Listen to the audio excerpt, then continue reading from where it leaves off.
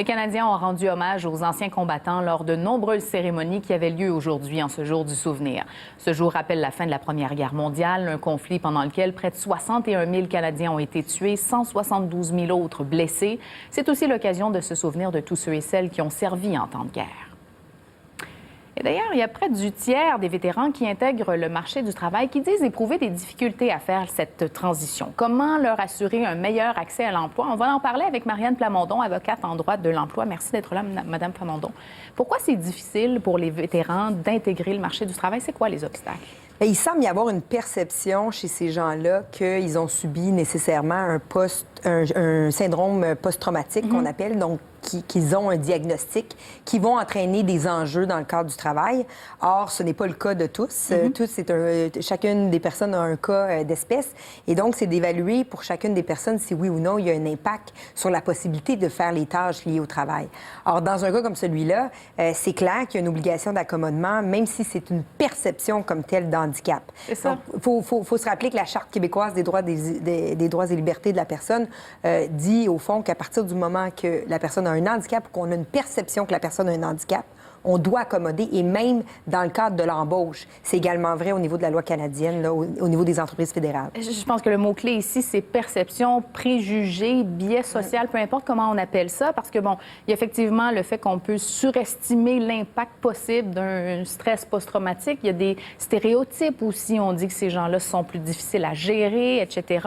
Alors, tout ça, c'est faux, en fait. Ce sont des préjugés que les entreprises ont. Est-ce qu'on peut parler de discrimination? Bien, oui, effectivement. À partir du moment que ces gens-là, on pense qu'ils ont eu un suivi médical, qu'ils ont eu des diagnostics liés aux conditions psychologiques ou à ce qu'ils ont vécu dans le cadre des années durant lesquelles ils ont servi, oui. Bien, à ce moment-là, on a une perception d'handicap et c'est suffisant pour tomber sous l'égide de la Charte comme étant de la discrimination si on décide de refuser la personne sur cette base-là. Donc, quels sont les droits à ce moment-là des vétérans qui sont dans cette situation? Bien, il y a une obligation pour l'employeur d'accommoder cette personne. Chose surprenante dans la documentation liée à cette problématique-là, on ne voit jamais cette analyse-là vers l'accommodement qui pousse les organisations à accommoder ces gens-là. Chose certaine, la Commission des droits de la personne pourrait davantage peut-être faire de la publicité au fait que ces gens-là également doivent être accommodés. Mais c'est sûr que la meilleure solution, ce serait d'ajouter comme motif prohibé le fait de discriminer contre les vétérans de façon très, très claire et explicite. Mais même là, il y a quand même une obligation d'accommodement qui naît du fait qu'il y a une perception qu'il y a un handicap ou une affectation liée au fait que la personne a servi en temps de guerre. Est-ce qu'on reconnaît à ce moment-là assez bien leurs compétences? Parce que ces gens-là ont une expérience peut-être différente de celle du milieu du travail, mais ont d'autres forces. Travail d'équipe, par exemple, gestion de situation de crise, on s'en doute. Est-ce qu'on reconnaît suffisamment bien les compétences des vétérans qui arrivent sur le marché du travail? Bien, il n'y a aucune raison de ne pas les reconnaître. Là. Souvent, ces gens-là sont habitués à un certain niveau de stress, d'être capables d'avoir un certain rendement dans certaines circonstances qui ne sont pas faciles. Donc, il n'y a aucune raison de ne pas les reconnaître.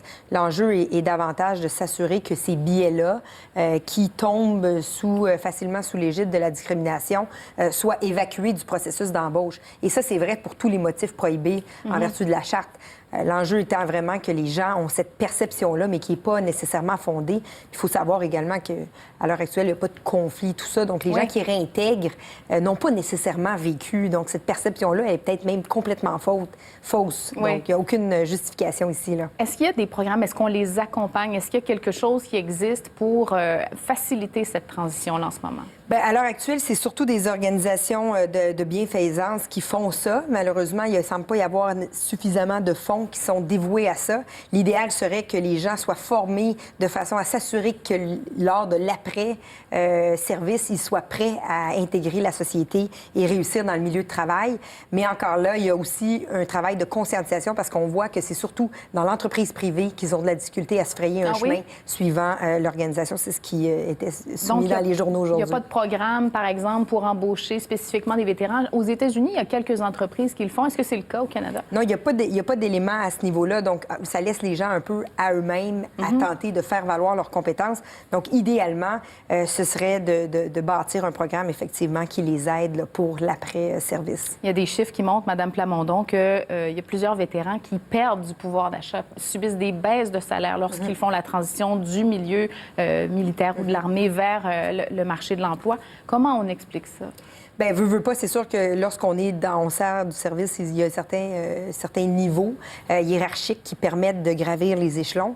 Peut-être que lorsqu'ils tombent dans un milieu où on est dans l'entreprise privée, parce que les chiffres sortaient aussi de l'entreprise privée, oui. veut pas, dans l'entreprise privée, ça va être peut-être d'autres choses qui vont prévaloir au niveau de l'analyse de combien la personne mérite en termes salariales, l'analyse salariale. Et donc, c'est dans ce contexte-là que les gens perdent. Mais chose certaine, il n'y a pas nécessairement de raison pour ça. C'est peut-être aussi dans la façon dont on les entraîne qu'on doit s'assurer que ces gens-là puissent réussir suivant leur service. Évidemment, c'est plus de 6 000 personnes chaque année qui passent d'un service militaire au marché de l'emploi. On est en pénurie de main-d'œuvre. Il y a des gains à faire, que ce soit pour les vétérans ou les entreprises de ce côté-là. Bien, tout à fait, effectivement. Et ça fait partie de toute la politique là, de diversité qu'on tente de favoriser et dont on tente de pousser chez les entreprises privées, parce qu'on crie pénurie de main-d'œuvre.